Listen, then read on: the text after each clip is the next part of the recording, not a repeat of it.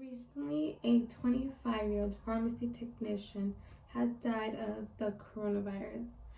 And according to the LA Times, March 30, 2020, he had no underlying conditions. This should be a warning to all, not just older people, but also younger people, of how serious this virus actually is. Another virus that we actually don't talk about but has killed thousands every year is the flu. In the flu season 2018-2019, it was reported that 34,200 people died worldwide. Now this flu season with the coronavirus, many more people are and have been dying, according to the health magazine March 26, 2020. Today I will argue that people should stay home and follow the CDC's recommendations in order to stop the spread of viruses like COVID-19 and the flu. The first problem that we are facing right now is the limited tests for coronavirus. According to the New York Times, March 19, 2020, the rapid spread of this virus has actually made it more difficult for doctors to test people because obviously we have limited testing. So as of right now, we can only test older people or people with respiratory conditions. Another thing that makes this virus more difficult is that people with the virus are actually asymptomatic, meaning that they don't show any signs until much later. And we actually will not have a vaccine maybe until next year, because we have to test people with the vaccine and make sure it doesn't hurt other people. So you may be wondering why people are dying of the flu if we already have a vaccine. But according to the health magazine January 24, 2019, this vaccine actually keeps evolving every year.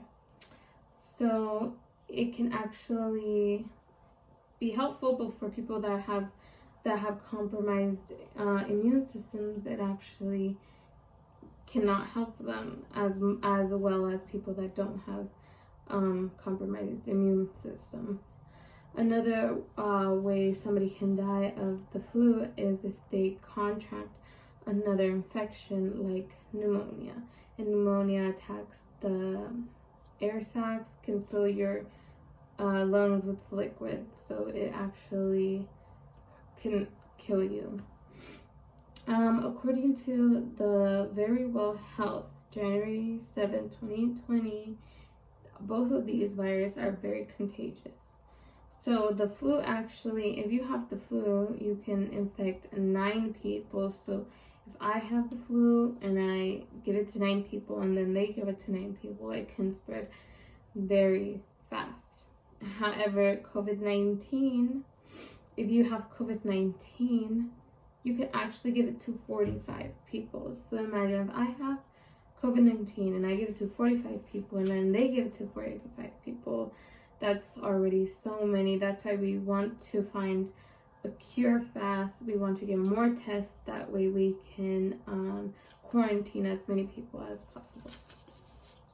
So what causes these viruses to spread?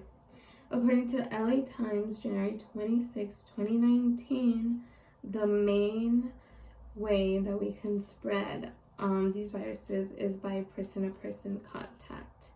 If a person is within 6 feet and they either sneeze or cough, they can actually give off, when they sneeze, they give off these fluids that actually can get into your mouth or your nose, or they can actually land on surfaces, and this virus can live on the surface depending on what the surface is.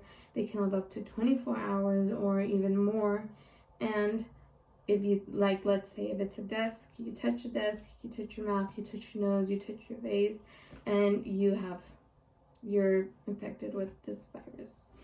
So we recommend that you don't touch your face. So what are the solutions for these viruses? The first, obviously, being a vaccine. For the flu, we have a vaccine, and we should actually take advantage of these vaccines. There are places that give free vaccines or just a couple dollars, and they do like a little stand outside, and you just get your vaccine and you're good to go. According to the medical news today, March 17, 2020, we're actually staying home because of these viruses. So staying home actually is very effective. We've seen a tremendous decrease of deaths because we are staying home. The COVID-19 has actually